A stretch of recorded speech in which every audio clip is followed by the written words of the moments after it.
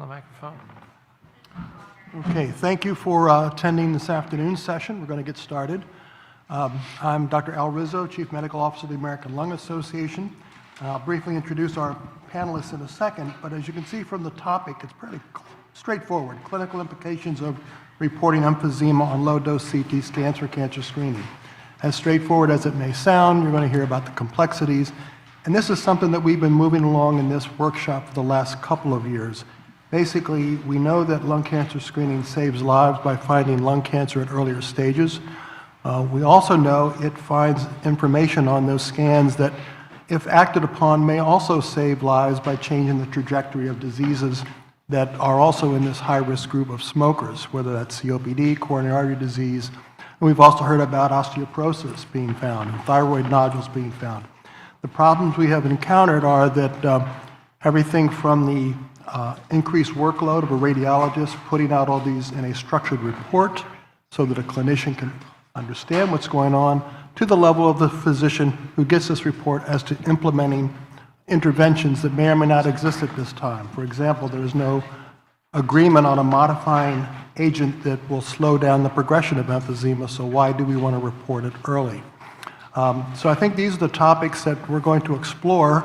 We know over the last couple of years there's been more and more data coming out of the literature with regard to what's being seen on these scans and the fact that these scans are showing that by intervening we may improve mortality. So our panelists are going to include, we'll start off with Dr. Javier Zuleta, who's at the Icahn School of Medicine at Mount Sinai, Dr. George Washko from the Brigham and Women's Hospital, along with Lee Gazorian, who you've heard from already today from the Leahy Hospital Medical Center, Dr. Paul Pinsky from the National Cancer Institute, and Dr. Samuel Ash at Brigham and Women's Hospital. So I'm going to turn it over to Dr. Zuleta and start the discussion. Thank you very much. Thank you to the organizers for inviting me. It's quite humbling to be here with this panel. May I have my slide, please? So I'm just going to very briefly introduce the topic. We've done this already. This is our third year in this workshop talking about emphysema and the importance of reporting on emphysema, and if we have to change what we do right now. And I hope that by the end of the panel today, we can come up with, if not a consensus, but at least with an idea of what steps to take to actually start reporting and maybe underlining the importance of this finding. The first thing I want to do is just show you a timeline of some publications that I selected. There are many more, obviously, but I've selected these mainly because most of the authors are here or in the panel or in the audience or will be here tomorrow. Back in 2007, my group in Pamplona, Spain, after joining ILCAP and after analyzing a very small cohort, 1,300 individuals, we found that the presence of emphysema on low-dose CT actually predicts risk of lung cancer. It increases the risk like 2.5-fold, and that is adjusted for obviously tobacco and all the other factors. Shortly after that, David Wilson from Pittsburgh published identical results with a slightly larger cohort, 3,000. Now, I'm mentioning the number because right now, later, we're going to hear about the current cohorts, which are in tens of thousands. But again, these two studies, first of all, found a very high prevalence of emphysema, 30%, 45%, and a very strong association between emphysema and lung cancer, stronger than COPD. This is probably the strongest biomarker. There hasn't been another biomarker up to today that has even come close to emphysema as a predictor of lung cancer risk. We then did a study with Claudia, looking at the New York LCAP cohort, and found that not only does it predict emphysema, not only does it predict risk of lung cancer, but it also predicts death from COPD and from lung cancer. Then another ILCAP study, led by Claudia, found that emphysema is a very important biomarker also in never smokers. Never smokers with some degree of emphysema on their CT scan have a risk as high as current smokers of having lung cancer. More recently, in the last 2 years, we have seen more studies coming out with much larger cohorts. Steiger and Henschke and colleagues from ILCAP found a very high, again, prevalence of emphysema on lung cancer screening individuals, 24%. And most of these patients do not know they have COPD. Ash, a colleague here on the panel, and George, a co-author of this paper, found that not only the presence of emphysema, but now we can measure progression of emphysema. And very interestingly, that's associated with mortality. So this is it's starting to show up as a very, very important biomarker that we might be able to use. Lee Gazorian, also on this panel, has recently published that the presence of emphysema is associated with hospitalization from COPD. And Dr. Labaki, who's not here, but his group participated in the workshop last year, found that the presence of quantitative emphysema quantitatively detected is also associated with the risk of lung cancer. And I mention this because since our initial study in 2007 up until 2021, there have been many efforts of finding this association using software that automatically quantitates emphysema, and none were able to find the association until Labaki's paper just came out. And finally, Paul Pinsky, the third member, or first, I don't want to put any order on this, of our panel, recently published data from the NLST. 32% of patients in the NLST or participants have emphysema, and only 20% of them or less know that they have COPD. So an incredible opportunity here to uncover this problem. And I have to say that we are right now under the process of writing an article with most of us are included in it, led by Jim Molshine, to bring this out to the public, to try to, more to the public, to bring it out to our colleagues, to start talking about this and see how we can find solutions and how we can start reporting. So I'm going to stop right here, and I'm going to hand it over to my colleagues in the panel for them to start their talks. Once again, it's a pleasure to be here. So I promise I'm going to talk about emphysema, but I'm going to start with interstitial lung abnormalities, just to show our lung health program. We did a retrospective study on 1,700 baseline scans and 600 longitudinal scans, and what we found is patients with interstitial lung abnormalities are significantly associated with an increased risk of mortality. This paper, actually, we just are resubmitting the final revisions and hopefully will be published soon. Our results mirror the work out of the Brigham, Rachel Putnam and Matt Honeyhockey, where in the Reykjavik cohort, same thing. ILA was associated with increased risk for mortality. But what really stood out in our work was that of the patients with ILA, 2.6%, only 17%, 7, were followed by a pulmonologist prior to their baseline lung cancer screening scan. And then post, a large percentage of them, 85%, were followed afterwards. However, the vast majority were not for interstitial lung abnormalities. In addition, the time to referral was on average almost 2.5 years later. And then finally, the real scary part is only 24% of our patients went on to be diagnosed with interstitial lung disease, but the time to diagnosis was 4.5 years later. So there's a real opportunity to catch these patients when they have disease early. So with the support of Three Lakes Foundation, we've started our lung health program. We are going to screen for emphysema as well, but we started screening all of our CT scans at Leahy, both chest and abdomen, for interstitial lung abnormalities using NLP. So we're using a set of keywords to screen our CT reports. This here is the data from a grant application.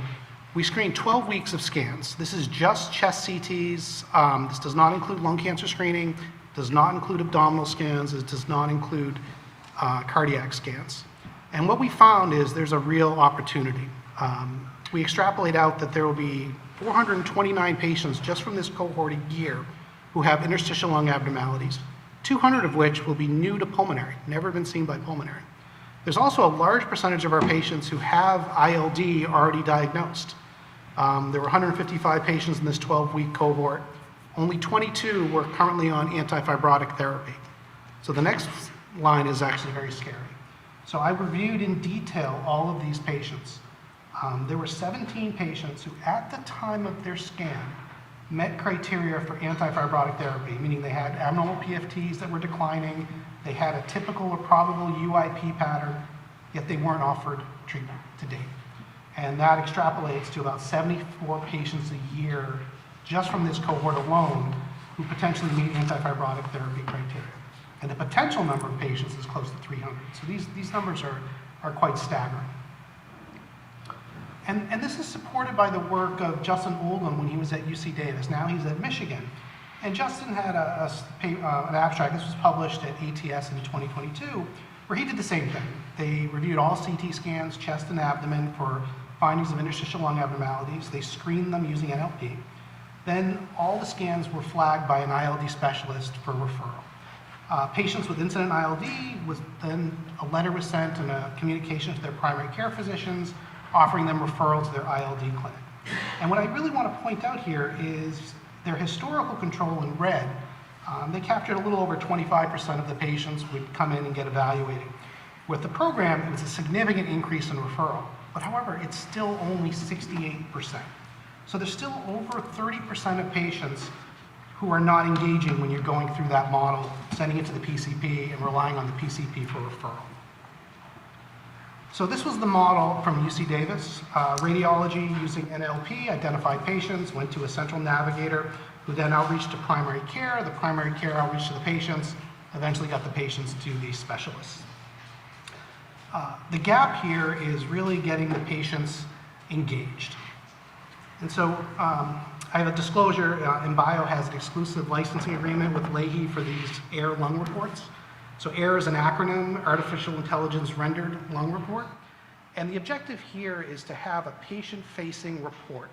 I think this was brought up in last year's meeting, that this was something that the group requested, something we can actually send to patients to increase engagement. And so the objective of this version of the report is for interstitial lung abnormalities. This will be sent to the patient, showing that they have these findings and then recommending referral to the clinic. So now I'm actually going to talk about what we're supposed to be talking about is emphysema. Javier alluded to, we had a publication showing qualitative emphysema was associated for risk of hospitalization in our lung cancer screening cohort and in Mount Auburn's cohort. What I really want to point out is this figure from the paper. I think this is one of the most important. So this is patients who were actively smoking at the time of their baseline CT scan. So there were, of those patients, this is patients who had primary care physicians who had active emphysema on their baseline scan. 57% at Leahy, 52% at Mount Auburn, there was emphysema present at the time of their baseline scan. Half of those patients were actively smoking at both sites, and this is the scary thing. The vast majority had never received PFTs. 67% at Leahy and 78% at Mount Auburn Hospital. And in addition, patients with emphysema who were actively smoking, a very small percentage had had pneumococcal vaccination. I mean, there were still almost 40% that would be eligible at Leahy and almost over 50% at Mount Auburn Hospital. These are simple interventions: smoking cessation, vaccination, COPD screening. This is work out of our group where we actually measured quantitative emphysema using Philips ISP COPD module. And what we showed is approximately 4% of our scans meet BLVR criteria based on lobar density. And Embio did a case study with Kyle Hogarth's group at University of Chicago.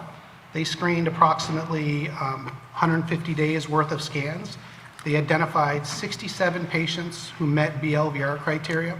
19 of those were excluded for comorbidities.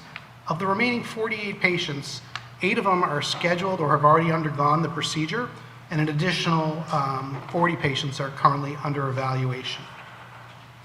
We've actually just started doing this at Leahy as well. We ran our first 48 hours worth of scans last week. And within that 48 group, there were 92 scans that were analyzed. There were 2 patients who met BLVR criteria, 4 additional who met it but have never had PFTs, never been seen by a pulmonologist. So that's only 2 days worth of scans, and we're rolling that program out as we speak. The University of Chicago model, this is something else I want to point out. Dr. Hogarth commented that they're having trouble engaging the patients.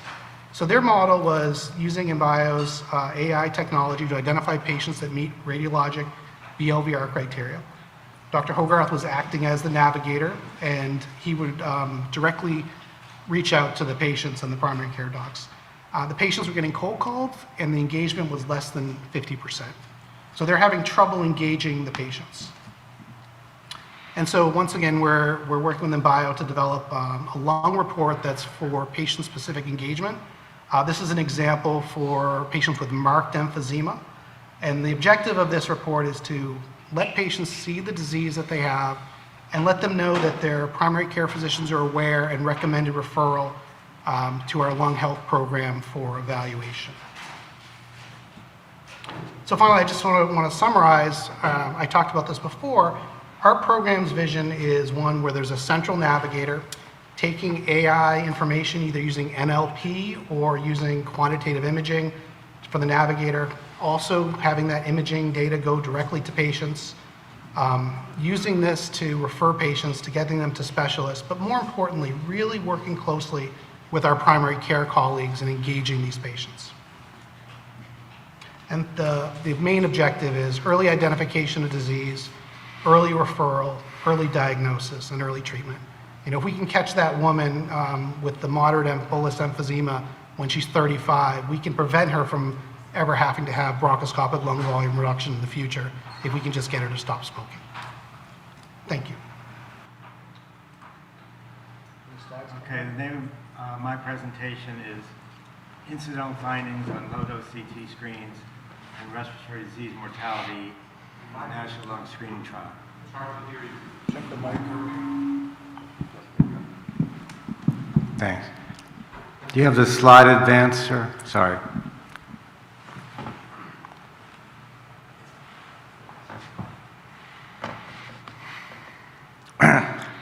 So this work was published this year in Chest with my co-authors, David Gerada and David Lynch. So most of you here are familiar with the National Lung Screening Trial, but just to review, 54,000 high-risk current and former smokers were randomized to either a low-dose CT or a chest radiograph arm.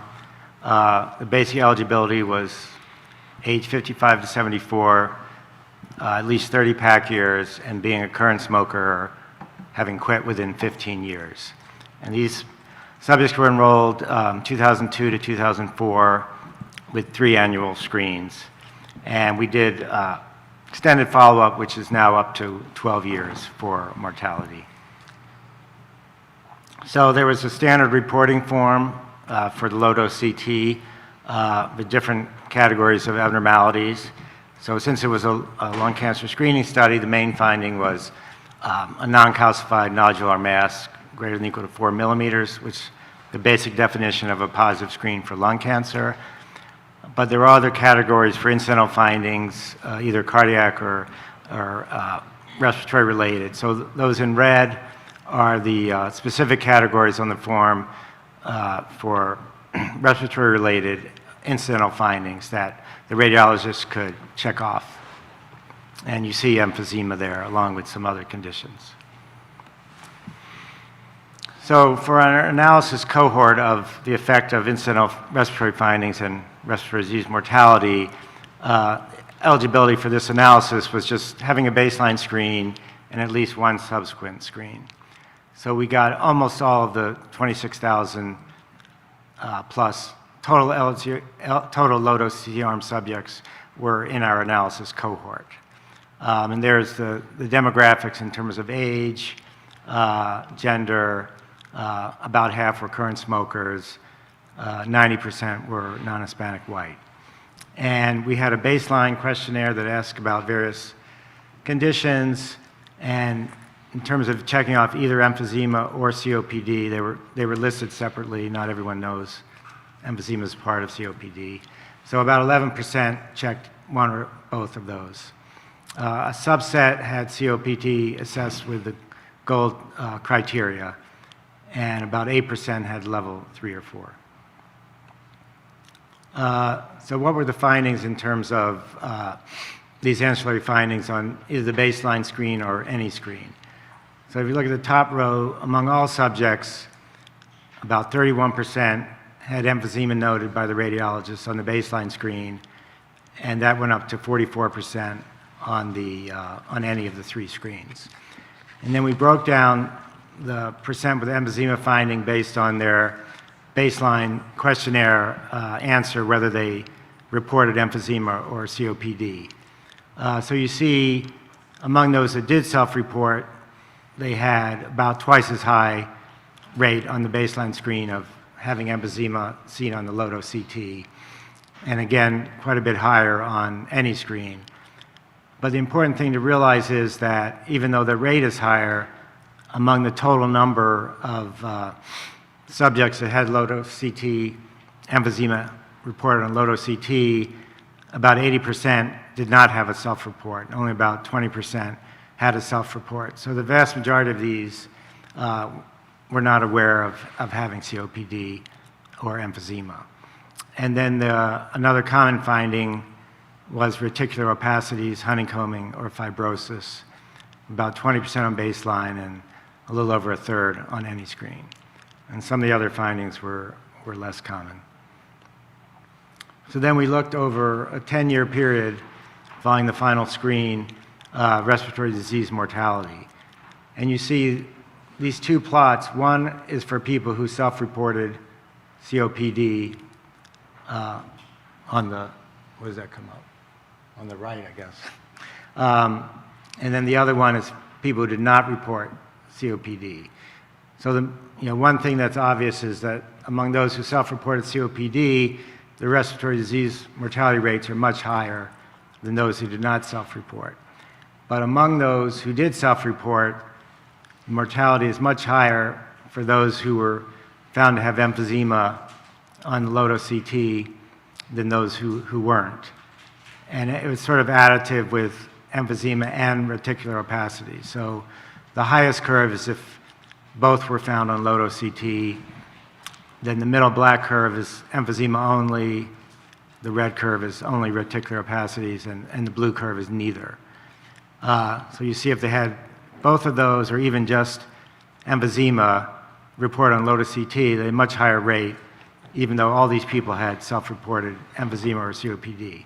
And then looking at the other graph, although the rates are much lower, the same pattern occurred, that among those who did not self-report, those with emphysema on low-dose CT had higher respiratory mortality than those who didn't. And if you looked at the proportional hazards model of either respiratory disease mortality or all-cause mortality, which looked at all those factors in a multivariable model, so if you look at emphysema, respiratory disease mortality had a hazard ratio of about 2.3, and then somewhat lower for all-cause mortality because the effect is diluted by other causes of death. And then a smaller but still significantly elevated effect for having reticular opacities. And this is controlling for smoking status, current or former, PAC years, age, sex, which might be cut off, and history of COPD emphysema. And of course, history of COPD emphysema self-report was obviously a major factor, as was current smoking. But emphysema was a fairly strong factor as well. So in summary, emphysema reported on low-dose CT scans was relatively frequent in NLST. And I should mention NLST because it was volunteers to a trial, there was a healthy volunteer effect. So for their given smoking level, they were more healthy than the average person. So it's probably a low estimate of emphysema on people currently eligible for low-dose CT. And most subjects with emphysema noted on low-dose CT did not have prior COPD or emphysema on self-report. And then finally, emphysema noted on low-dose CT was associated with increased respiratory and all-cause mortality over the following decade, even after controlling for self-reported COPD, demographic factors, and smoking status. Thanks.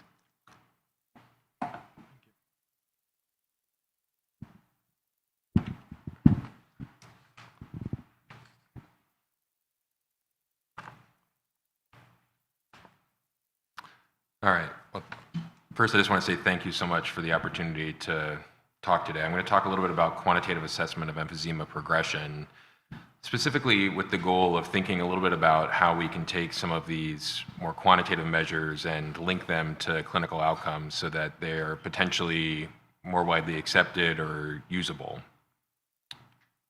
Let's see. There we go. A couple disclosures just to start out. None of them are related. So just a little bit of background to why we measure things in general, especially on imaging. To some extent, it gives us some idea of what's going on in vivo. Sometimes we use it to diagnose disease, as we've been talking about. And then sometimes we think about measuring disease severity longitudinally. It's not really super applicable to what we're talking about today, but I was rounding the other night in our ICU, and we had a patient who had undergone lung transplant, and there was a small amount of emphysema in the donor lungs, and I was talking with my resident about emphysema progression and what that might look like, and she was asking, well, how would we know? How would we know if this donor lung emphysema got worse? And so I said, well, we do what we always do, which is we pull up two CTs side by side and we squint at them for a while and we try to hold our mouths just right, and then we hope that we can tell whether one is worse than the other. And that's sort of where we are in 2022, which is kind of incredible when you think about it. And part of the reason we're there is because we haven't done a great job in the quantitative imaging world of getting our stuff out into clinical use, and I think that's largely on us. There are a huge number of barriers to doing that, as we'll hear more about tomorrow, but I think a little bit's on us to try to figure out how do we get from here to there, how do we get to a place where we can measure things and then report them in a way that's clinically useful. I think COPD is a prime example of a place where this might be useful. So if you think about COPD as a disease, you have some exposure, in this case cigarette smoking, and then we think some genetic susceptibility or some other susceptibility. And then what we often measure as an outcome is some morbidity, whether that's lung function or exacerbations or 6-minute walk distance or mortality. But the truth is that in reality, people who have COPD have lots of other diseases too. They have diastolic heart failure or even systolic heart failure. They have arthritis. They have lots of other things. And so if we measure their decline in 6-minute walk distance, if we measure their exacerbations, how are we really to know if we're interested in treating emphysema as the underlying cause of a lot of patients' COPD, that we're actually treating their emphysema? And so we have this intervention, potentially some drug or some other intervention that we're using, and we're measuring the effect of that intervention, but we have no idea whether that intervention is actually working on the disease that we're interested in this case, emphysema. And so what we'd like to do is have some disease-specific measure of emphysema or a fibrosis or whatever, so that we can then measure that disease itself, see if that intervention affects that disease, and therefore hopefully show that the intervention works and is helpful. And I think to some extent this has been a barrier for us in terms of thinking about targeted therapies to prevent emphysema progression. Okay, and part of this is also asking, though, what's the clinical significance of this change? So if we can measure the progression of emphysema as an example, do we know that that matters? Is it important that emphysema actually progressed? So this is a slide that I think most people are probably familiar with in this room. So this is one of the early studies where I'm really looking at the ability for us to measure emphysema on CT. And what you see on the left-hand side are axial slices from CT scans, and you can see that you can measure using a density mask method the amount of emphysema that's on someone's CT. And this is from the 80s, and so it's been 40 years that we've been able to do this, and yet we're still putting up two CTs side by side and squinting to figure out whether or not someone has emphysema that progresses. And I'm going to skip this just for time, but we know that measuring emphysema quantitatively is associated with lots of bad things, whether it's lung cancer, as we heard about, or mortality or other things. There have been a lot of barriers to using this in practice, and I don't want to suggest that this is a simple problem that is easily solvable. There are many technical issues. We heard in the prior session a little bit about the issues around imaging acquisition and making sure that the images are useful for this and can be used for this, and there are issues around reproducibility that are very important when thinking about longitudinal studies.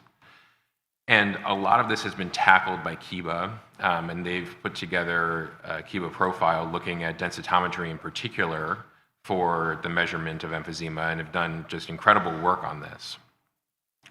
But one of the other issues is around, I'm going to come back to this, what we're measuring. One of the other issues around, what is the clinical significance of these changes? So the specific change that I'm going to be talking about is lung density Perc 15. I think many people are familiar with this, but just briefly to mention it, sort of the background, because it's not always immediately intuitive.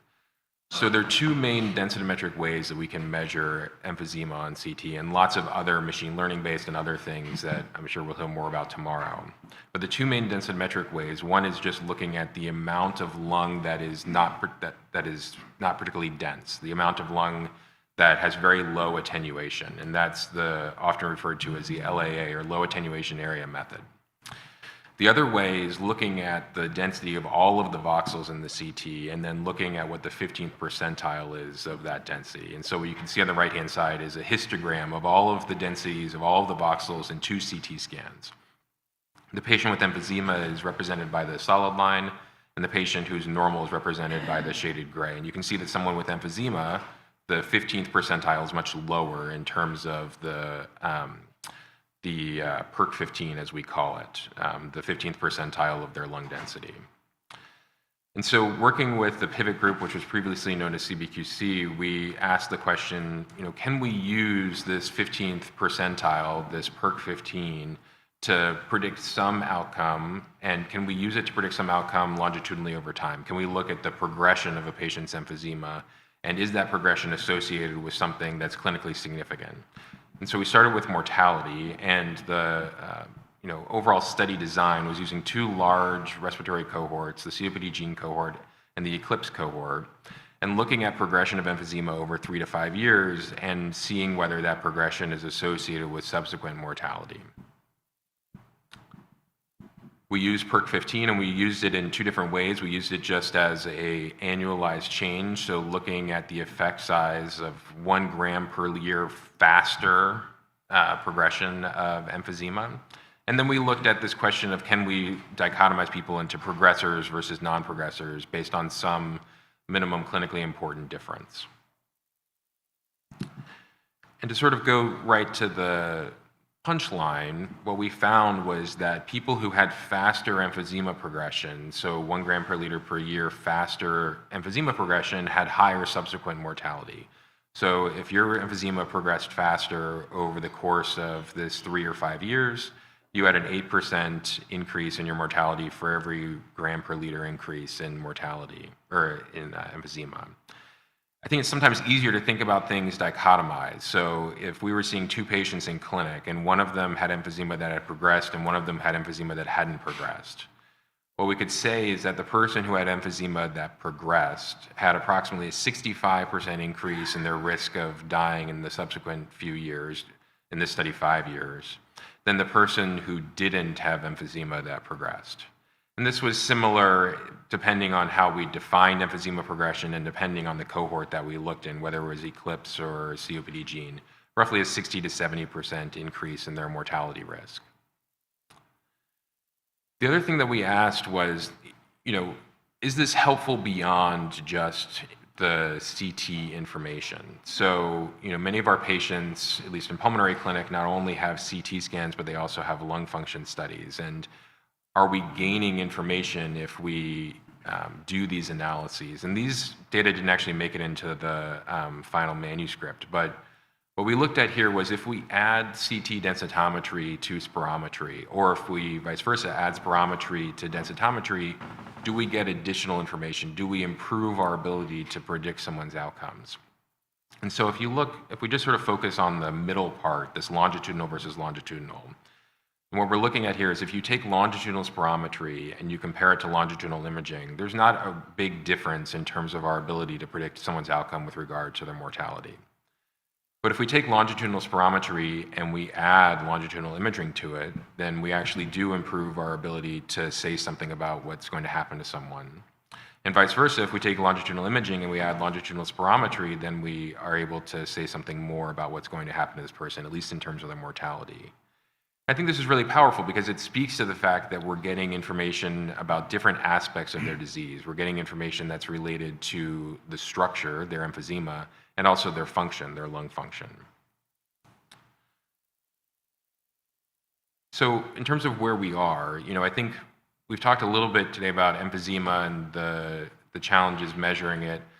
The other problem, and people have referenced this, I think Lee mentioned this idea that there's not necessarily a direct intervention that we can use to treat emphysema. And part of that is sort of circular. We don't have a direct intervention that we can use to treat emphysema because we don't have a great way of directly measuring emphysema, especially changes in emphysema over time. And so what we've been working on in collaboration with the COPD Foundation and others is working to develop basically a set of evidence and information that will help, hopefully, the FDA and others recognize the utility of this so that it potentially could be used in drug studies or other intervention studies, and then eventually used at the bedside to understand someone's progression over time. I think we've talked about all of these things, so for the sake of time, I'll skip over the summary and just say that this is the work that's been put together by many, many people, and to say thank you again for the invitation to be here today.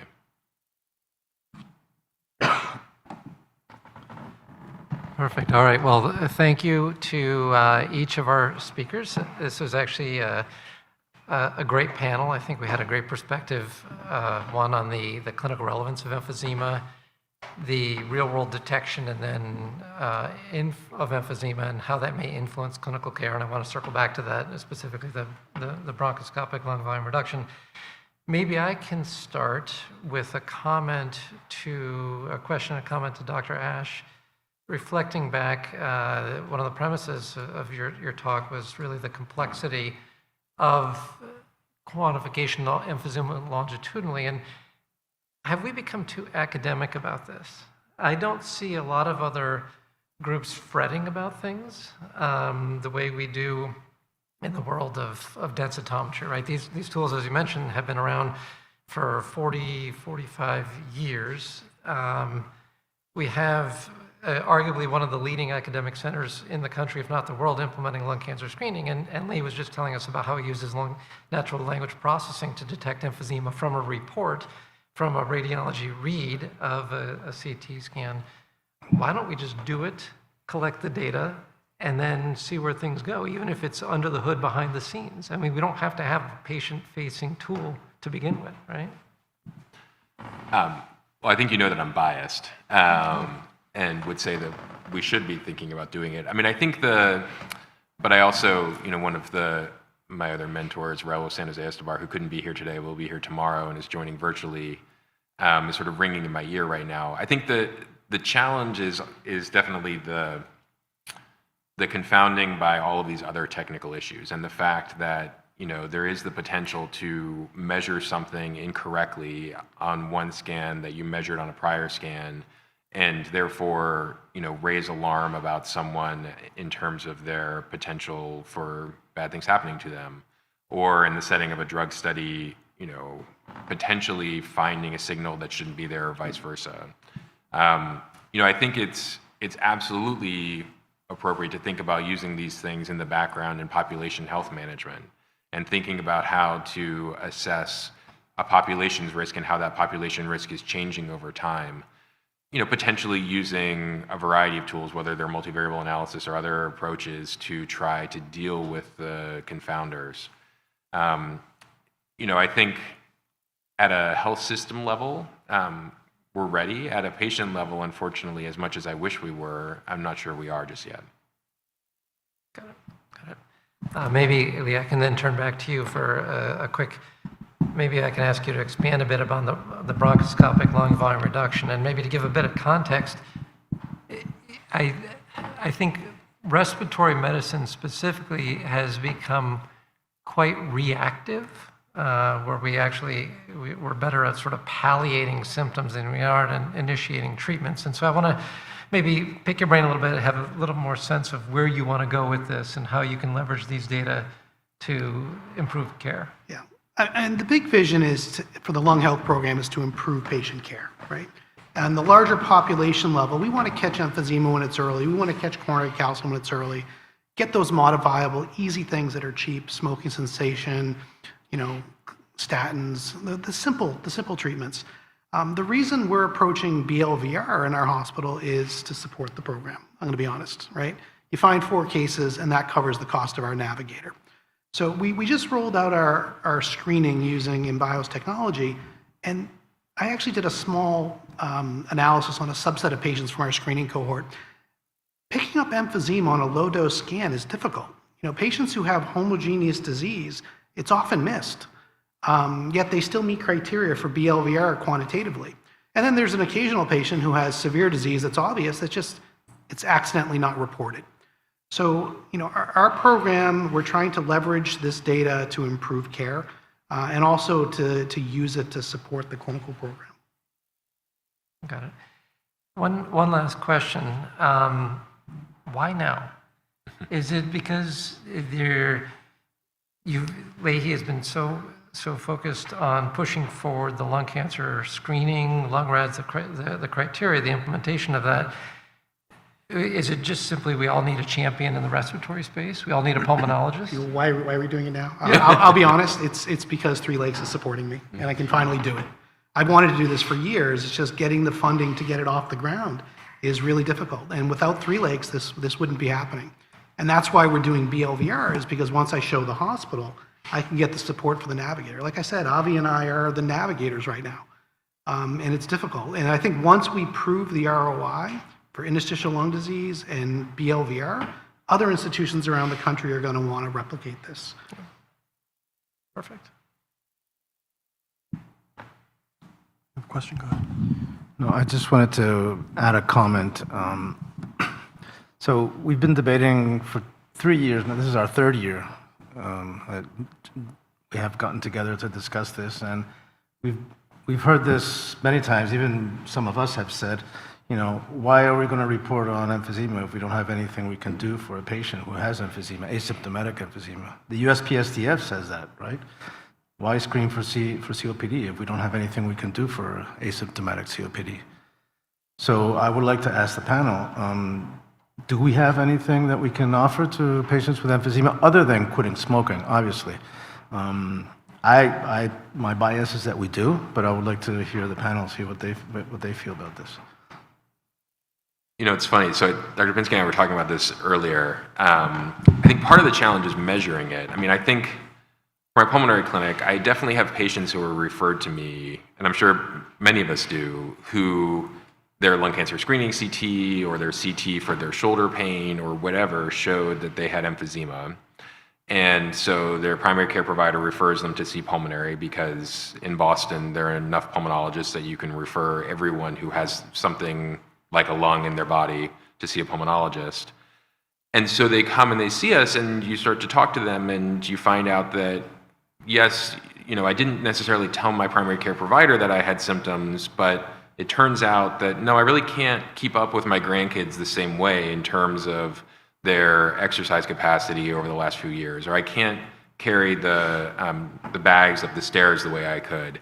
And then you do PFTs and you find out that they really are obstructed, or maybe they're not even obstructed and we treat them anyway and they feel better. So I think part of it is that we're not great at measuring these things. We're not great at capturing the symptomatology before someone is treated. So I think we do. I think there is value in finding it. There's value in having people present to care with it. And I think there are often opportunities to help people feel better, even if they didn't necessarily realize beforehand that they were really limited by their lung disease. Yeah, I can't echo that enough, what Sam is saying. They're saying we can't do anything about asymptomatic disease, but we're not asking them, are they really symptomatic? And that's the problem. There's a lot of people out there who are symptomatic that we're not seeing. There's actually literature on this showing that patients with emphysema and even no obstruction, when you look at their DLCO, it's lower. When you look at their O2 saturation on exercise, it is lower. So there are physiological or functional effects of emphysema on patients. And I would add another aspect, and that's and I keep coming back to this because we worked on this initially, and David Wilson as well, and we found the association between emphysema and lung cancer. And we know that up to 40% of patients with cancer today are not candidates, would not have been candidates for screening. Many of those have emphysema. And we know that maybe if we would have screened them before, we would have saved, or we would have caught their cancer early. So I think there's a lot we can do for patients with emphysema. I think the other, I could just go on and on about this, but I think Lee's work on ILA and some of our work on ILA also raises the fact that a number of these patients, even with ILA, are actually symptomatic. They're the people who tell you, yeah, no, every fall I end up with bronchitis and I need to be treated, or, I got hospitalized a couple of times a few years ago for what was a bad cold. And you look at their scans and they have ILA or they have early fibrosis, and no one has mentioned that to them. And, they may be potential candidates to prevent needing a lung transplant in the future, many, many years in the future. So I absolutely think that there's value in finding these things, even if we're not directly able to capture it right now.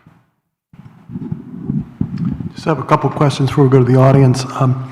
In these studies where the COPD or the emphysema is found, have you also looked at whether these patients have had alpha-1 testing done?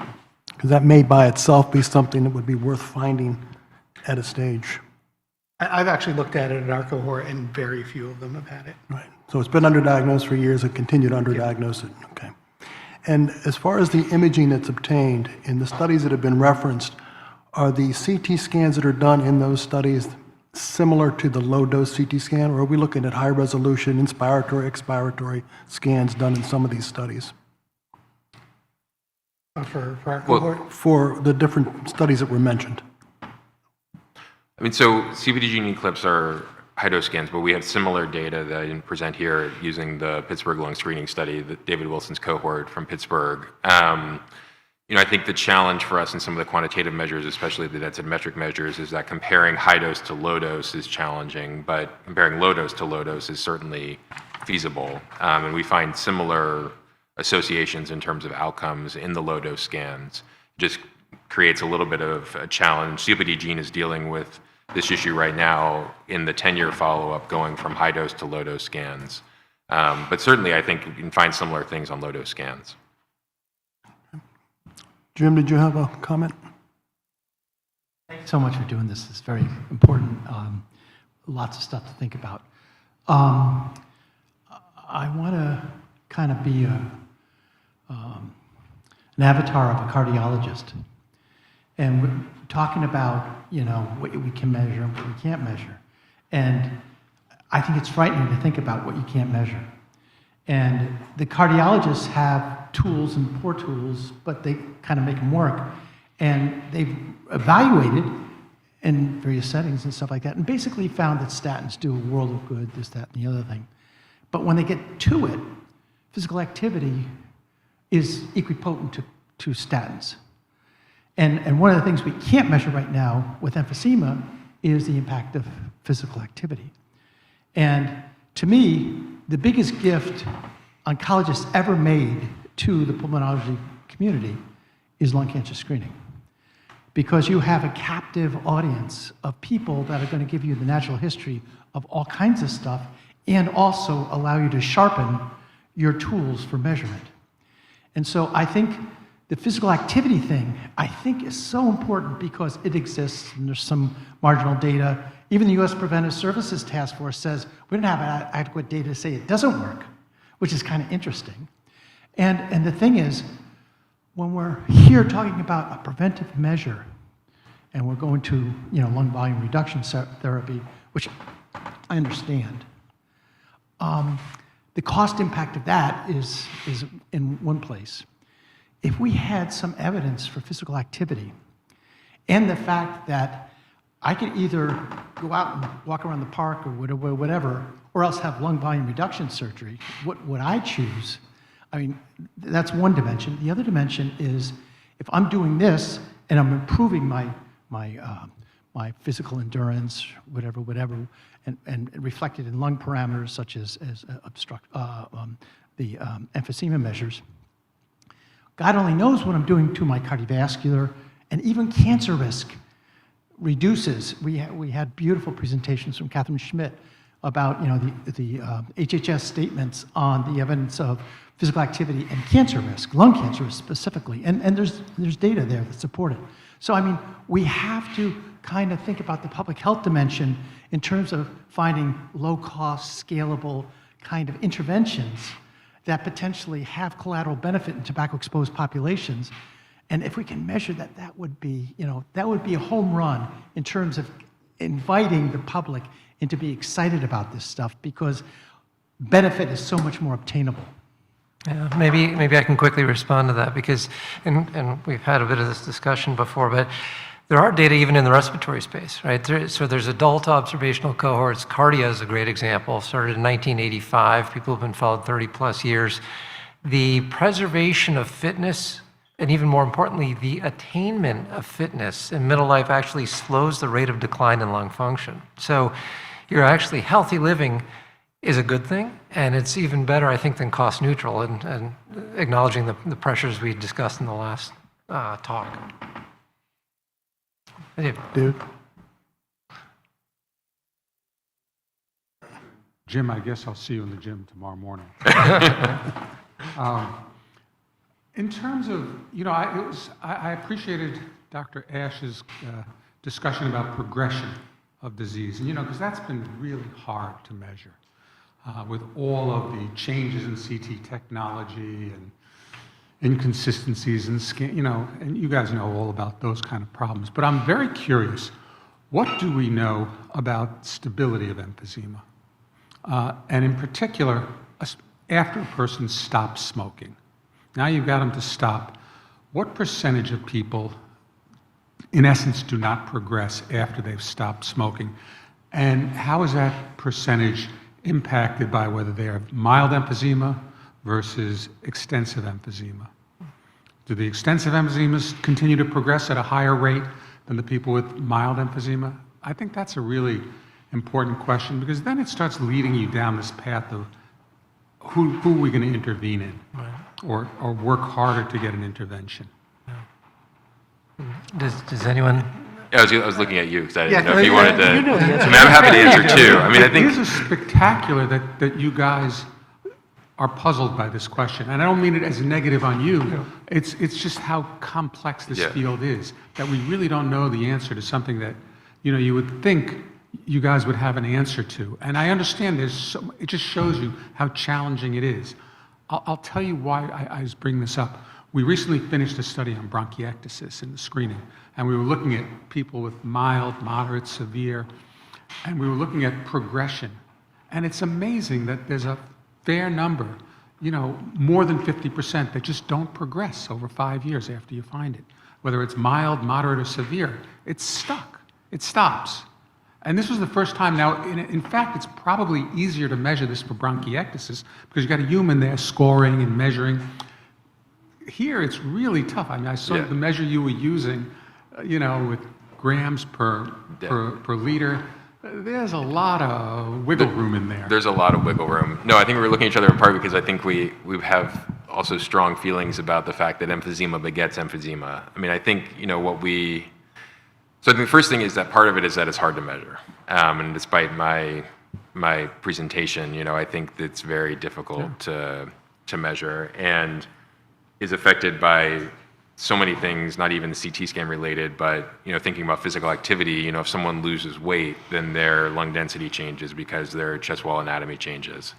That said, I think we have pretty good evidence that people who have advanced emphysema develop more emphysema. That is, emphysema begets emphysema. And I think that's, always at least puzzled me a little bit, that this idea that even in people who quit smoking, that if you have enough emphysema, it seems to worsen over time. And whether that's simply an age-related change or whether there are local parenchymal factors or other factors that are resulting in that progression is unclear. Give me an estimate about how frequent. How many stay stable, would you guess, over, say, a 10-year period? Is it 5% stay stable? Is it 75%? I'm just curious what you guys would guess at this. I don't know, George, if you have an estimate. Yeah, George. No, I mean, I'm happy to throw out an estimate. I'm curious, we could write down our numbers and see if they're equal or not. Yeah, no, I would say it'd be Less than 20%. Yeah. Less than 20% stay stable. Yeah. Wow. And do you think it's the same for, you think it's worse for advanced disease than, or do you think it's about the same? I do. The challenge we have in a lot of our cohorts is we also have the survivor bias, right? The only people that are back to see us with more advanced disease are the ones that live to be able to come back and see us. And so, yeah, I don't think, I think we can still interpret the data, but I think it makes it a more complex issue to think about. Are the people who didn't come back the ones who absolutely fell off the cliff? And, you know, what's our denominator for the progressors, if you will? But it's a high percentage you're estimating that continue to progress, Yes. even after they stop, you know, upwards of 70. Does everybody agree with that? Al, do you think that also? I'm going to defer to George, obviously. Please, someone can disagree, that's fine. That's, yeah. Do you have any following hard up on Is that- there any hard data on this? Can I just, following up, Yeah. I mean, is there strong evidence that progression is less with former smokers than current smokers, given a level of severity that's the same? So the confounding, I mean, obviously we know the lung function data and the slowing the rate of lung function decline. The confounding factor in emphysema measurement, especially quantitatively, is that change in smoking status is very much associated with a change in lung density. So current smokers have higher lung density than former smokers because of, we presume, ongoing inflammation. So that's a difficult question to answer quantitatively. You know, I think it's probably the case, but it's hard to know definitively. But I guess that's a minor point, that you don't really have hard data on this. It seems that it's an important question, and it just tells you how difficult it is to get this kind of data, because obviously you would want this. Yeah. I mean, I think the other piece that we have limited data for, very much along these same lines, is what's normal, right? I mean, what's a normal amount of emphysema for someone who, you know, depending on what you think results in emphysema, whether it's association with air pollution or smoking or whatever, you know, there are normative values for lung density that come from the MESA cohort that Eric Hoffman and others have published on. You know, but there is a range in terms of lung density as a quantitative measure, and defining, I buried in the methods here, but you know, the way that I defined people who had emphysema was using those metrics, but it's based on one population cohort. So it is, you know, it's hard to know what is normal. Great. Yeah. I have a question I want to put out to the panelists. Well, a couple. We mentioned that you're able to measure progression, and we're thinking about having the FDA recognize that as a metric for clinical approval of a disease-modifying agent at some point. Do you think the progression that you're able to find is in a timeline that pharmaceutical companies will be interested in developing something that will make a profit for them or not? And then a subset to that is, do you think there's anything out there now or in the horizon that's going to be modifying biologics, phosphodiesterase inhibitors? I mean, what do we see in the horizon for potential treatment? And I think it's a difficult question. You know, I think I'd like to think that pharmaceutical companies are interested in it. I don't know. I mean, I think they've shown some interest. The timeline is difficult. I think if you step back and think about global disease burden, though, and the sort of ongoing exposures and increasing exposures to indoor air pollution and other things around the world, I think that there's, despite just amazing strides in terms of smoking cessation, there's still plenty of smokers, and there are an ever-growing number of people who, whether it's because of climate change and air pollution or indoor smoking, indoor biofuel exposure, are going to be developing disease. So I think from a drug company standpoint, it seems to make sense. Whether the timeline will work for them is, I'm not sure. In terms of disease-modifying agents, I mean, obviously the low-hanging fruit there is alpha-1. And, you know, I think that's a complicated issue, and the RAPID study was obviously, it's complicated, the current issues around that. You know, I think in terms of other agents, there's some reason to think that some of the bronchodilators may improve lung density, but whether that's because it's improving dynamic hyperinflation or whether it's improving emphysema, I think is unknown. But I do think they have potential to show benefit, at least in terms of lung density. Maybe the phosphodiesterase inhibitors as well, but, might be more related to the change in airway effects. That was a very long non-answer to your question. You tried. But I hope so. I like to think so. I like to think that part of the problem is that we don't have a good way of measuring it, and if we had a better way of measuring it, then we could actually study even novel agents. Yeah, maybe I would come back and say we have to be careful we don't channel our own inner defeater attitude, right? Alpha-1 disease rapid trial strongly suggests that this is a condition that is modifiable. And you could argue that if you can do it in one of the most aggressive forms of emphysema, alpha-1 antitrypsin deficiency, you should be able to also do it in more garden variety emphysema. And if they showed it in rapid, we can replicate that. They had a highly standardized protocol. We need to do that. As Sam said, we need to be able to measure it more accurately, which I think we are. But I think we need to also step away from the, can we do it or what's going on, but rather we have the tools, we're ready to go. I also think we need to target the low-hanging fruit. That 35-year-old that I showed was still smoking. That's a modifiable thing, right? So if you get those patients and you get them to see their disease early when they're in their 30s, can you get a percentage of them to stop smoking? Still half the patients with emphysema in our cohort were actively smoking at the time of their scans. And so, that's the real low-hanging fruit. I think it's 300 million CT scans of the chest are done around the world each year. You capture that early disease and you intervene and you get the patients to stop smoking, you can have a real big impact.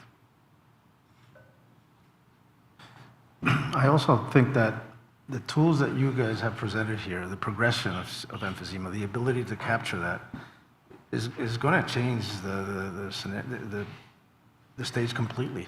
Right now, the pharma industry has come up with multitude number of bronchodilators and inhalers, and they always look at the same endpoint, which is the FEV1, which is a 200-year-old test.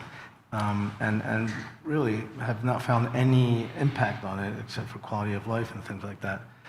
Inhaled corticosteroids show that maybe, if you reanalyze large cohorts, there might be an improvement in mortality. But progression of emphysema, I think, might be the right endpoint or a different endpoint that might be more, that might come to play right now. And I would really, I'm shocked, or maybe I just don't know this, but that the pharma industry isn't jumping on emphysema on CT scan to look at new drugs. The other thing I think where the quantitative measuring of it will have an impact, if a patient in their 50s sees, all right, you got 4% emphysema on this scan, 5 years later, hey, you have 15%, you're still smoking, what's going to happen? And same thing with coronary calcium. These patients who have marked coronary calcium, they started somewhere. So I think if we show that to them early and you show the progression over time, you can have a bigger impact on getting them to stop. We'll throw out another question. In a couple weeks, the GOLD guideline update at Temple University is taking place for COPD, and I don't think they'll be talking much about this particular topic, but the role of patients who fit that COPD stage 0, where they have symptoms of cough, mucus, but no spirometry abnormalities. How do you see them fitting into potentially, is that a group that is going to have findings on CT scan that identifies them as worth treating, even though the spirometry is not significant? And I think Malon just had an article saying these patients don't respond to bronchodilators in any significant way. Any comment on that at all? George, you might have been involved with some of that. Well, maybe I'll start, and I saw a lot of people on the camera nodding their heads. I would say that spirometry is flawed in that a single time point in life doesn't tell you where people came from. We're now all aware of the true life course trajectories of lung function. If I started at 120% predicted, and you're catching me now at 92% predicted, whatever measure you have, you'd say, let's high five, you're normal, but in fact, I lost an appreciable amount of lung function. So I think we can't be comforted simply by a single measure and a threshold. And I do think this is why things like CT is maybe a better assessment cross-sectionally for comorbidity or the pathologies that are maybe not fully detected in spirometry, but also disease activity. I don't know, I saw other people nodding their heads about disease in the otherwise, the symptomatic person with the normal lung function. Well, I mentioned it very briefly in the timeline that I showed, but there's plenty of literature out there, and we published a paper looking at our cohort of screening where 30% of individuals have emphysema, like was now shown in LST, and a very large proportion of them have normal spirometry. So you do have patients who and they're theoretically asymptomatic, but when you look at their function, it is altered. And the same thing probably happens with what you're referring to, Al, the patient with the so-called or stage 0 COPD with chronic bronchitis. If you look at their CT, you're probably going to see abnormalities of the airways and other abnormalities, emphysema, that might predict a different progression in their life than anybody else with who smokes and doesn't have those symptoms. Well, I think you also wonder if these people, I think everyone is a great candidate for increasing their physical activity, but, I think as we've been hearing, even if bronchodilators aren't helpful for them, potentially being in exercise programs or things like that may be potentially beneficial. We're just part of this Lancet Commission on trying to eradicate COPD, and I think featured very heavily there was this idea of trying to expand the diagnostic criteria beyond just spirometry, in part because there are other non-pharmacologic treatments that are potentially beneficial. In my resident lecture on the COPD, I think the slide that's sort of most impactful is Len Hudson's study from the 1970s on sort of pre-post instituting pulmonary rehab and the dramatic improvement it has on people's health outcomes in terms of hospitalization. So, I hope that the diagnosis or diagnostic criteria is expanded beyond just spirometry alone. David? Yeah, so Javier has brought up several times the idea of emphysema being a major risk factor for lung cancer. And I know Lee was talking about screening patients in his hospital, not just the lung cancer screening, but looking at all the patients for various diseases. When we have people below the current threshold for screening, don't you think that we should be looking at our populations of patients that maybe had 10-pack years of smoking that have emphysema? Don't you think this would be just an ideal population that should be enrolled in a screening program? I mean, Claudia has always wanted to screen lower risk people, and she's even demonstrated, for example, that never smokers that have emphysema, as I think Javier quoted, have a high risk for lung cancer because that emphysema is such a powerful risk factor. I'm personally of the mind that we should be screening more of these lower risk, and if they don't have any evidence of emphysema, okay, they get their one scan and give them whatever information, but if they have any emphysema, we should be enrolling them. We should be following them because they are at much higher risk. I think I think we undervalue just how good a biomarker of disease, of future lung cancer risk. Anyway, I think you get the point. There's been a lot of papers about using some kind of risk score, some kind of risk model instead of just the 30-pack years, 15 years.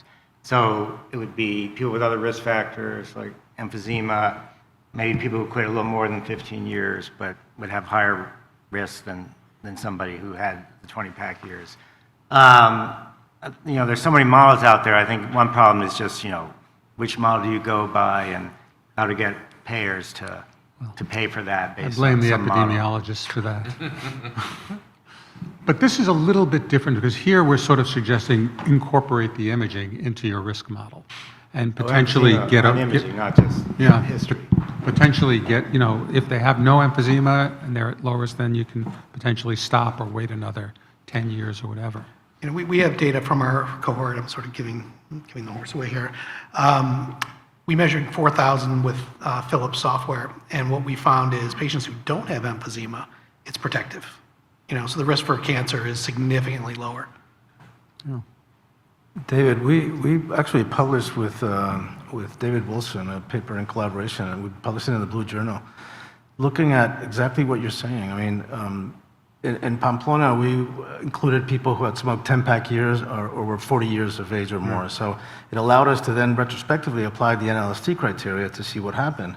And we found, first of all, that 40% of our cancers would not have been candidates for screening according to NLST. But if we did what you just said, we let everybody, almost anybody, get screened at baseline and then apply the NLST criteria and/or the presence of emphysema on your first CT scan, we only lose, of the 50 cancers, we only lose 5. So, and the number needed to screen is even lower than using the NLST criteria. So I think that is a strategy that we really have to look into because emphysema, again, I mean, there's everybody's looking for the biomarker. I know, you It's have out a there. biomarker staring at you. By the way, just one other question before I let Jim. I know you guys, I point at you pulmonologists, but Those pulmonologists. you've done a lot in terms of coming up with new categories of emphysema, as I understand this. It's no longer just, centrilobular. You got lots of new. What prognostic information does that have, or treatment information? Do you guys do any? How valuable is it to have these different groups? Is there any sense of better treatments for one group versus another, or is it just different gene patterns or whatever? I'm just curious where this is all heading. Well, we do know, and we've looked at this together, that paraseptal emphysema is not associated with lung cancer risk, for instance, as opposed to centrilobular emphysema. And it's probably not even associated to smoking. So yeah, I think these categories are important.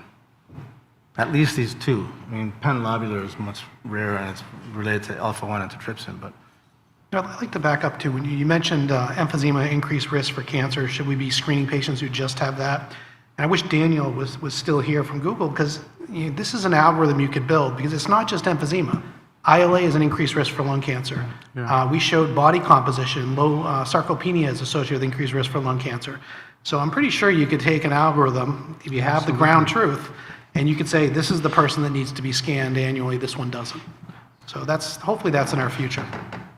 Not to be the naysayer here, because I agree, but if uptake is so poor already for people who are a little bit older, a little more pack-year history, what are you going to get if you liberalize the criteria for screening? How do you get the people? The fear is always that you get the worried well more than if you start going lower and lower and less strict criteria for inclusion. That's going to be a topic we're going to discuss in one of the sessions tomorrow. Okay. But I worry about that same thing. I mean, it really is a challenge. Yeah. There's just no question. This is a big challenge. I mean, I've sort of taken the view that you may as well widen it because at least you'll get more people in. I see the harms as being very minimal in that group and the upside being very high. But you obviously know there's a lot of opposition to that sort of thinking. But it's an important question. Before I let Jim come up, I want to ask one more comment. You all said that finding emphysema on these scans increases the risk of lung cancer, increases the risk of hospitalization, increases the risk of mortality. Are we at a point where, knowing the inner workings and politics of the American Thoracic Society, CHEST, and hopefully with the ALA spearheading this, can we go to these organizations and ask for their clinical assemblies to come up with recommendations that emphysema, when seen on a CT scan, should prompt the primary care doctor to make certain steps? Smoking cessation, alpha-1 testing, exercise recommendations. Are we at that point now after several years of talking about this at this workshop? I say yes. Yes. Right. Yeah. So you're all going to be on that conference call when I set that up. But Jim, I'll turn it over to you because that really is, I think, a goal of this conference. One of them. Okay, that's wonderful. So this is a very, very interesting and important discussion. And I'm going to ask some things, and I may betray my ignorance, but I just want to... my understanding is that women, per pack of cigarettes smoked, get more lung cancer than men. Claudia might. That is correct. Thank you. Twice the rate of equally smoking and equally aged men. So it's not, the current criteria are not only disadvantage for African Americans, but also disadvantage for women. And my next point is African Americans, which Claudia just confirmed what I was about to say. So she anticipates so well. And so we have two very, very important communities that are behaving different from white males. Is it time to start thinking about, does one size fit all? And another aspect of this is, my understanding is that with African American lung injury, whatever, that emphysema is more sensitive than spirometry, but by quite a bit, actually. And I think that's also true with women, in at least some studies. And so the question becomes, should we do it differentially? And the other provocative piece of this is that you call it lung cancer screening, and we get the problem that George just talked about in terms of low uptake. What we're really seeing by doing a CT scan in these vulnerable populations is an exposure meter. And they're exposed to tobacco and potentially other things, pollution, whatever. But this is not just finding disease, it's finding who has an immune system that reacts in a certain way that leads to these events. And that, should we be thinking about this, emphysema doesn't mean anything to anybody, who's not in medicine. Should we be thinking about this in terms of CT is just showing you about your body's adjustment to the world around you, and come to a more kind of embraceable concept about what we're calling this. People talk about it as a lung health check or whatever. But it's actually perhaps one of the most sensitive biomarkers of an immune system that leads to certain vulnerability. And I don't know, it'd just be interesting to kick around because you guys think about these things so long. Yeah.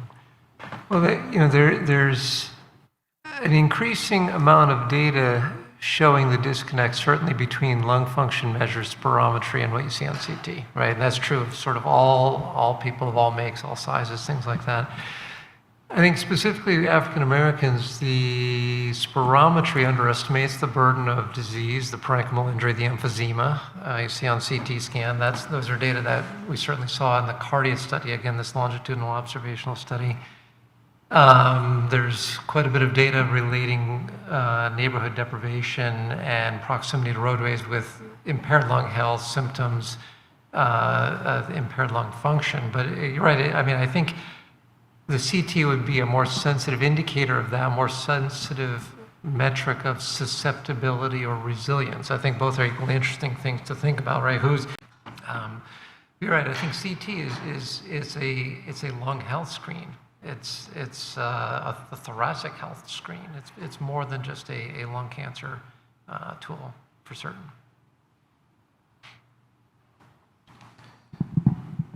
To continue with that thought of the criteria to select people for screening and how women have more risks and might not fit into current criteria, and African Americans.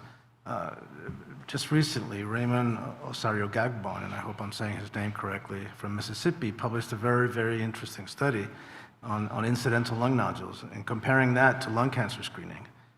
And what they find is that they detect, first of all, many more, they had both programs, they detect many more cancers than through lung cancer screening. And the percentage of stage 1 and 2 is the same, 60-some%.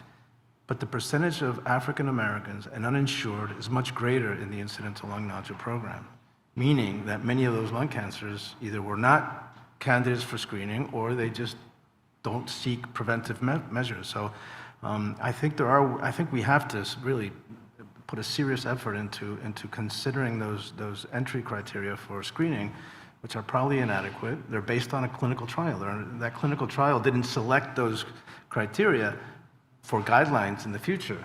And please correct me if I'm wrong, Paul. They were selected to make a very expensive clinical trial a little more affordable. But of course, they're the only evidence-based criteria, so they're written in stone, and we cannot change them or just slightly. So I wonder if all this data that's coming out really should make us think about the lung cancer screening criteria and how that has to be changed. And this may be a good question for Paul Lipinski to address. Yeah, as I said, they're risk models that would sort of maybe the same amount of eligibles. You'd have a higher risk cohort if you did it through modeling rather than just ex-pack years. But again, I think if we were at somewhere where we had very high uptake among those eligibles, then you're thinking more like, oh yeah, let's maybe expand it. But now, since uptake is so low, even among the original eligible group, then maybe that's a higher priority, trying to increase uptake among those rather than expanding it. Not that you couldn't do both, but there's only sort of limited resources to concentrate on. So, Paul, if that's your concern, do you think the fact that... Can you start again, Jim, so that the audience on... Oh, Jim Mulshine, Rush University. Paul, based on what you just said, do you think the fact that in addition to lung cancer screening information, you now potentially could get routine feedback about your lung health relative to emphysema, does that attract people to screening or not? Or is there a need for us to think carefully about the messaging of that in such a way to make this a positive as opposed to let it be thought of as a negative? Yeah, I don't have any real doubt on that. Anecdotally, especially since there's not that much you can do for emphysema, unlike for lung cancer. I mean, I wouldn't think it would be that much of an extra positive, but I haven't seen any data on it. Anyone else has? Well, Lee, is screening, 50% of your screen subjects are still smokers? At the time of their baseline scan. The numbers are going down, but they were at the time of their baseline. That's, you just, with the new national coverage decision, you just added 50% more eligibles. So, I mean, that's hundreds of thousands of people that going after with some kind of really much more proactive tobacco cessation could have a national public health impact. And then, okay, but I get your point, but the question is, this was brought up in another forum I was in recently, or it was in pulmonary actually. Are we letting perfect be the enemy of good? Yes. Yes. So I have maybe a question, and open to David, to Claudia, really to anyone. So we have limited uptake for lung cancer screening in the US. We say, well, here's who should be getting it, who is getting it. Do we have the bandwidth to accommodate all these people?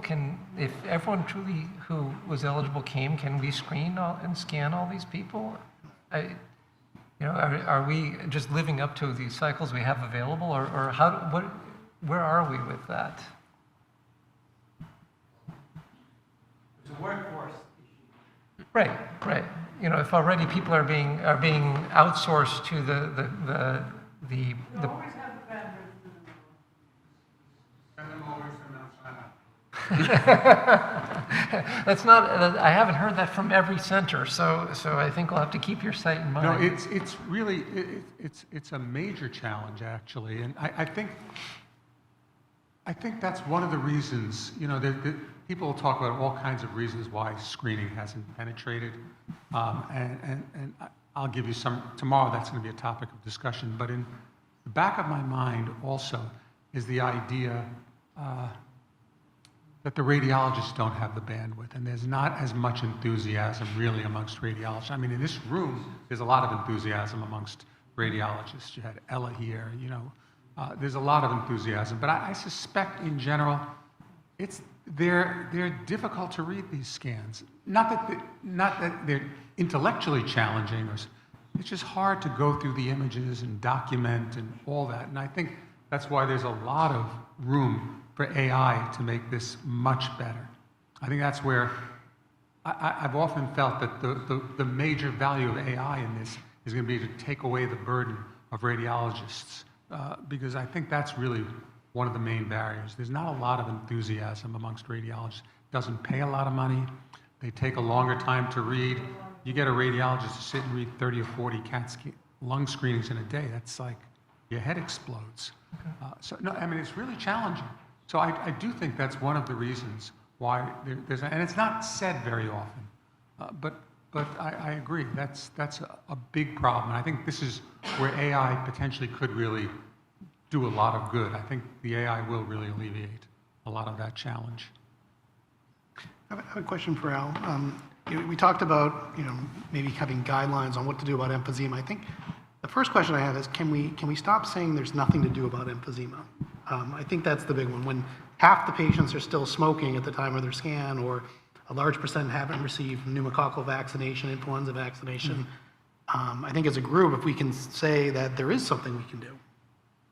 I agree completely, and the GOLD guidelines have been telling us all along, for those patients diagnosed with COPD, that should be done. Question is, these patients are not diagnosed. That's right. They're just being found with emphysema.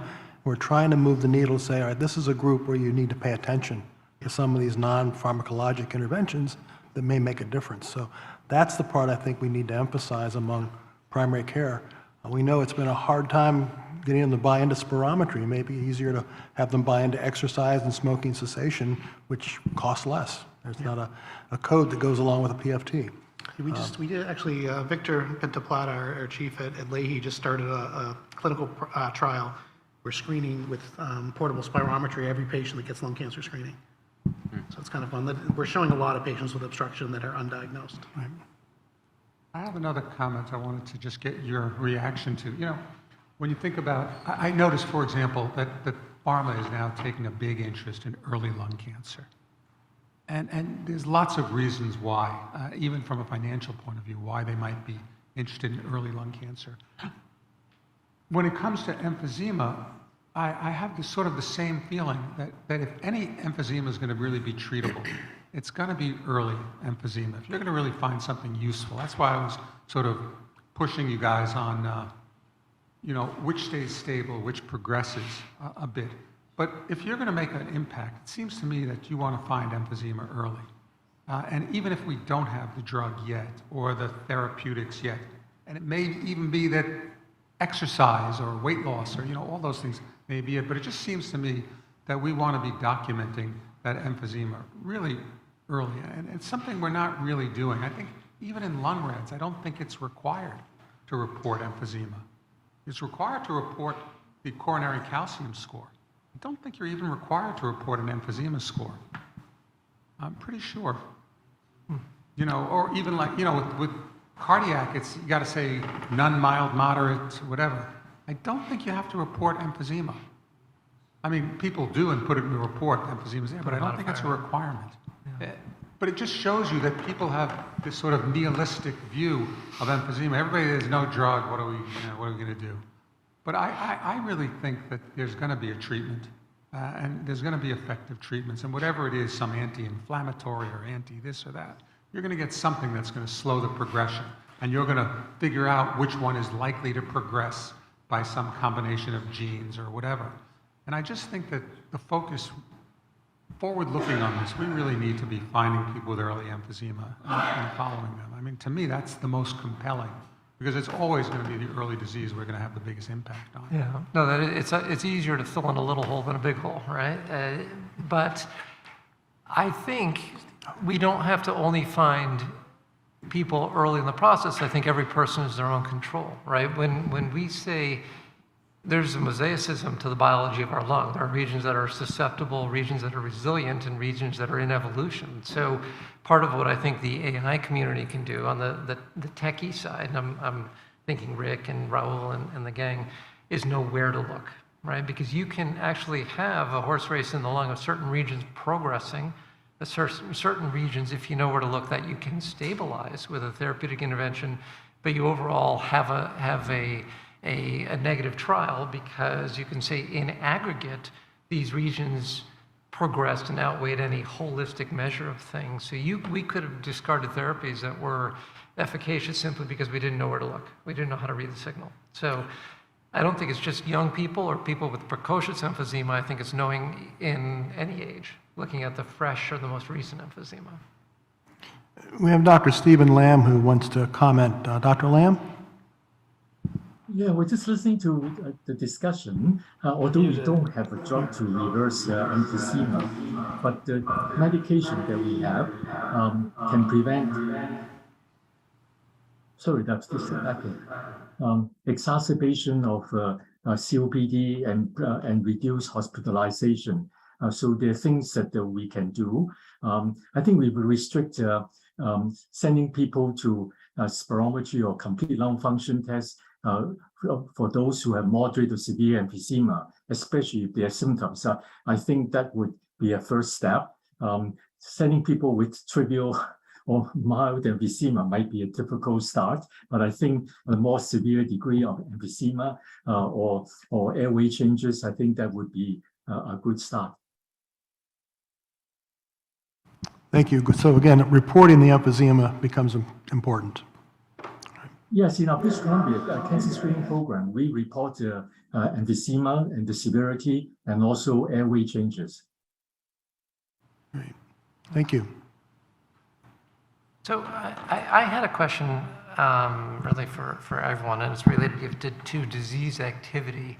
Dr. Prater, in the last session from Blue Cross Blue Shield, talking, and maybe I misheard, but as a sort of, as a payer, but advocate, was saying that if you're getting DEXA scans, go to the same machine or go to a machine that's calibrated against that machine or to similar calibration so that we can actually interpret that.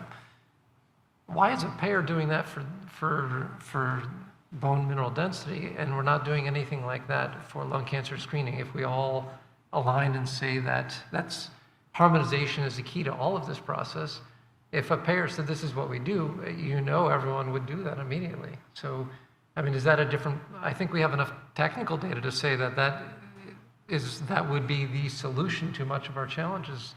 Why not affect change through them?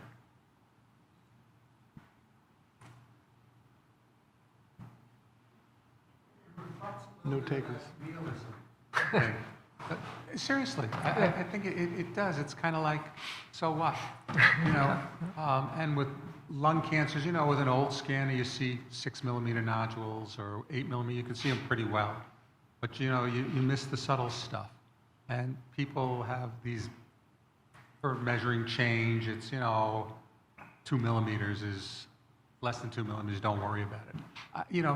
This is where the action is. This is where all of the quantitative imaging, this is what this workshop is all about. We have to push this, and I couldn't agree more that we need to really be calibrating, and we need to be measuring this stuff, because without it, we're stuck. We don't know who's progressing, who's not. That's part of the reason why I tried to point out that when I ask you guys how many progress, what percent, it's not really known. Right. And it's such a fundamental question. And a big part of the reason is we haven't had the tools to do it. Right. And we're just really getting there now. And I think these are the kind of fundamental questions that I'm sure people sitting at the table right now are going to be the ones answering those kind of questions. And, hopefully in the near future. But that's what really has to happen. Because even if it's not for emphysema, because we say COPD is less flashy, lung cancer, nodules. I mean, we know, and there's whole sessions, and Rick has dedicated much of his professional life to providing better measures, more accurate, more precise measures of nodule size and change over time. If the intent of a payer is to get that, to detect the nodules that are most concerning, they should request and require harmonization of the data at acquisition. I don't know where Rick is. I keep channeling Rick, and maybe he's online somewhere and shouting at the monitor. But I think but again, because it's amazing. We have these incredibly elegant programs, all sorts of flavors of machine learning, deep learning. We can deconvolve things. We can reconstruct it. We can remove noise. We can filter these things. Just harmonize things on the front end, and you put a lot of the elegance on the back burner. I think to me, one of the big concerns with all of this that I think we've been talking about to some extent is the risk of inequality and the risk of sort of inducing that. And, I think there are potential worries about people who are of lower socioeconomic status who potentially are moving around the country more or have less access to the same health care, less access to the same place over time. And so I do worry about, all of these things that we're talking about in terms of policy interventions or payer interventions and whether or not they would have, and I don't know. I mean, this is just sort of guessing, but I do worry about their effect in terms of increasing rather than decreasing inequalities and inequities in medicine. I thought that was an excellent point. I want to get back to the George thing because we just heard from Steve Lamb. Steve Lamb's in British Columbia, Vancouver, and they have a national healthcare system and they have regional autonomy in how they conduct themselves. And Steve and his colleagues have been doing a great job working with Rick and others in terms of image quality and image consistency and stuff like that. And they are potentially going to implement in their province quality control measures a la Acumetra to try to overcome these things on the front end. And one of the experiments that we have to be humble about in the United States is that virtually everybody else has a more rational healthcare system than we do. And all these just inconceivably complicated issues around reimbursement and you move in population health. Everybody else in the world is doing population health. And so I think we have 17 other countries represented on the video portion of this, the Zoom portion of this.